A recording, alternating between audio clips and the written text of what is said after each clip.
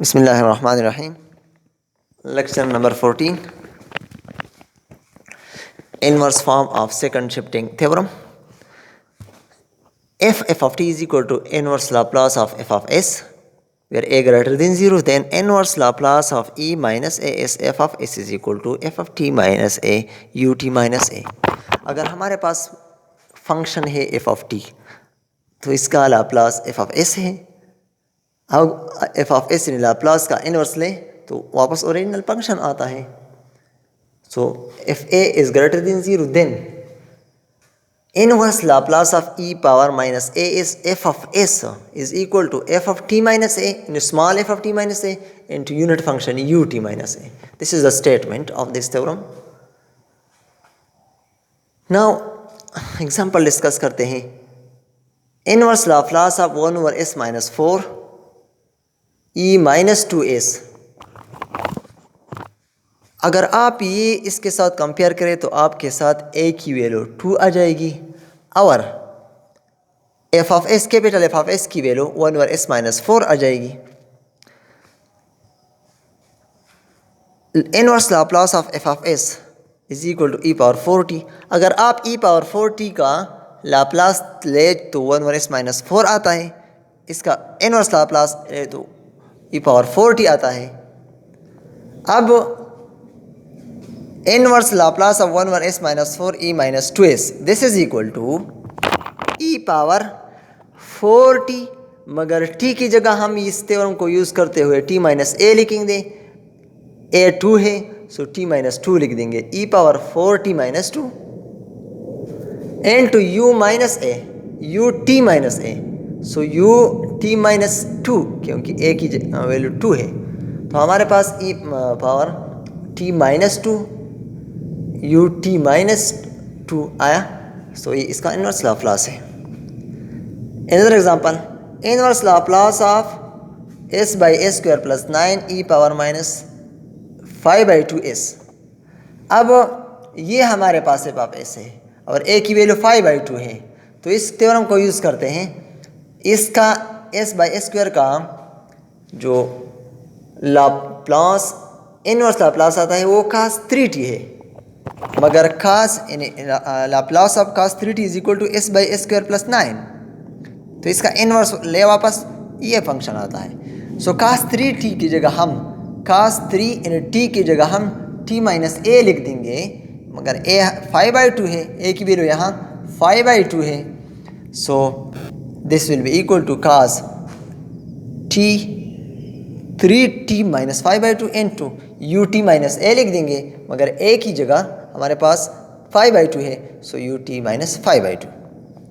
मज़ीद हम इसे कैलकुलेट कर सकते हैं using the formula cos alpha cos beta plus sine alpha sine beta.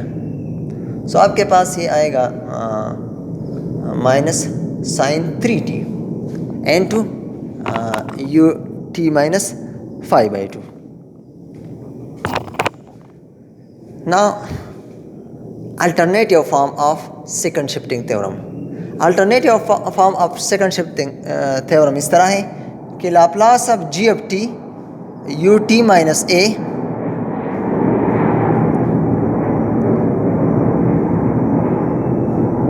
this is equal to e minus a is Laplace of g t plus a. यानी Laplace of g t एक function है, ut minus a unit function है, दोनों product में है. So this is equal to e minus a s Laplace of g t plus a. यानी हम e minus A S लिख देंगे पहले और t की जगह t प्लस ए हम यूज़ करेंगे. सो एक एग्जांपल डिस्कस करते हैं.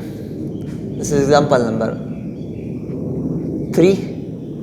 Evaluate Laplace of cos t ut minus 5. अब आप देखिए इसका सलूशन फाइंड करते हैं. Is compare this Laplace with the alternative form. So g of t आपके पास cos t आएगा और a की वैल्यू 5 आएगा. So using the alternative form of second shifting theorem, SH means shifting, T means theorem. So Laplace of cos t and ut minus phi is equal to, this is equal to e power as, e power minus as, a की जगह phi, so is equal to e power minus phi s, and Laplace of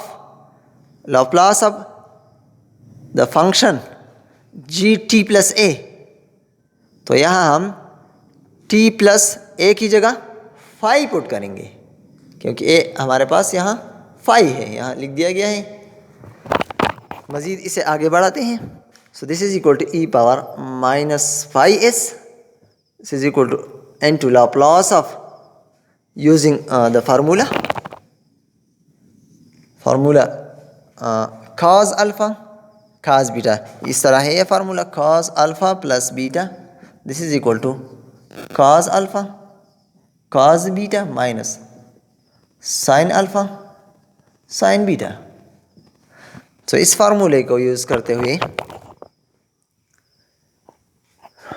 हम लिख सकते हैं कि चीज़ cos t cos phi minus sin t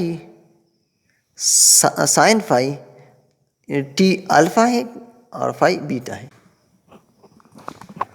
so this is equal to e minus phi s Laplace of cos t and cos phi equal to -1 minus sin t sin phi is equal to 0, so ये term सारा 0 हो जाएगा and this is equal to minus, आगे लिख दें, minus e minus phi s Laplace of cos t, this is equal to minus e power minus phi s into Laplace of cos t is equal to s by s square plus 1. You have calculated in the very beginning lectures. So this is equal to minus s by s square plus 1 into e power minus phi s. So this is our required calculation. Thank you for watching.